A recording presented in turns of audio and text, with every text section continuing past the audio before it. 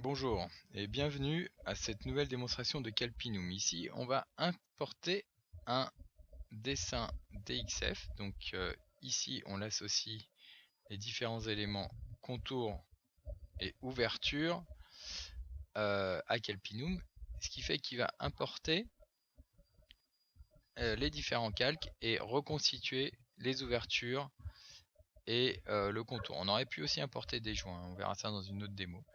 Ici, on va utiliser une fonction qui est une fonction qui va nous permettre de rapidement créer des joints qu'on appelle archi, c'est-à-dire les joints sur lesquels on se base souvent autour des contours de fenêtres. Donc par exemple ici on a sélectionné 4 fenêtres du haut et on lui a dit crée-nous les joints qui vont dans le prolongement de ces fenêtres. Maintenant à partir de ces joints on va faire un calpinage par joint. Donc tout simplement on découpe la façade le long de ces joints et on crée des modules. Vous voyez à chaque fois maintenant chaque élément est un module différent. Ensuite, on va pouvoir ici dans la fenêtre de droite visualiser donc chacun des éléments du calpinage, associer un matériau. Donc, par exemple ici, on a associé du bois. Et puis on va prendre cette ligne là et on va associer un autre matériau, un autre type, un autre revêtement. Voilà, on peut donc distinguer les différents revêtements sur une même façade. Ensuite, pour terminer sur cette partie du bâtiment, on peut numéroter. Donc là, on lance la numérotation. Et vous voyez qu'il va numéroter individuellement chaque module et tenir compte des matériaux, puisque on a un C ou un B en fonction du matériau du revêtement. Et donc il numérote distinctement chacun des matériaux. On repart en arrière, donc on avait importé tout un bâtiment, donc à partir d'un plan DXF. Et maintenant, on va ici faire un calpinage rectangulaire. C'est-à-dire que là, on n'a pas de joints qui sont imposés. On va juste indiquer donc un joint à intégrer entre chacun des modules et puis la taille maximale des panneaux qu'on veut poser. Donc ça, on peut le faire aussi. Une fois qu'on a calpiné par joint, on peut le refaire par-dessus pour redécouper chaque surface selon une taille maximale. Donc là, c'est la taille maximale. Ici, on avait dit, je sais plus combien, 2 mètres par 1 mètre 20.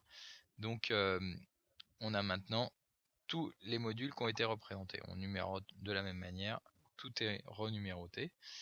Et là, on va pouvoir voir dans la partie droite, ici, la dimension de chacun des modules. Donc ici, on voit en bas, en fait, on a un léger... le bas est légèrement en biais, ce qui fait qu'on a des dimensions différentes pour chaque module, alors qu'en haut, on est bien droit, donc c'est le même numéro pour tous les modules différents. Ça, c'est une option de numérotation on va voir. Donc maintenant, voilà, dans les options, on peut soit les grouper et du coup on met le même numéro au module identique, soit faire vraiment une numérotation individuelle. Voilà, on repart sur la fenêtre globale et on va recadrer sur ce bâtiment pour voir un troisième type de calpinage qu'on peut faire.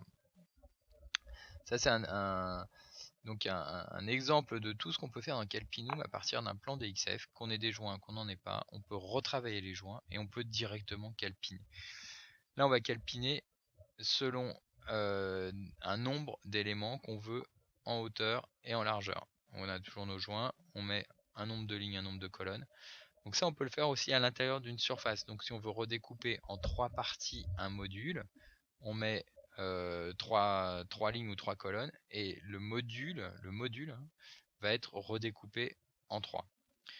Donc par exemple, voilà ici, bon, on va régler les joints, donc toujours pareil.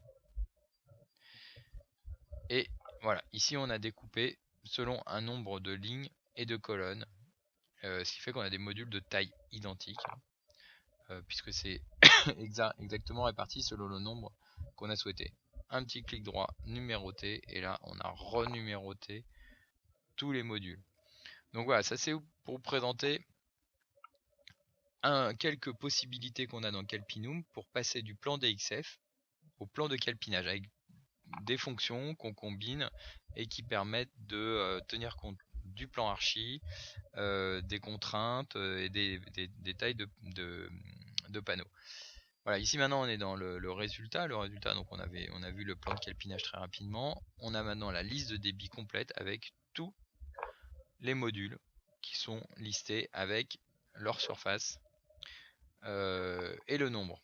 Donc voilà, on avance, c'est classé matériau par matériau.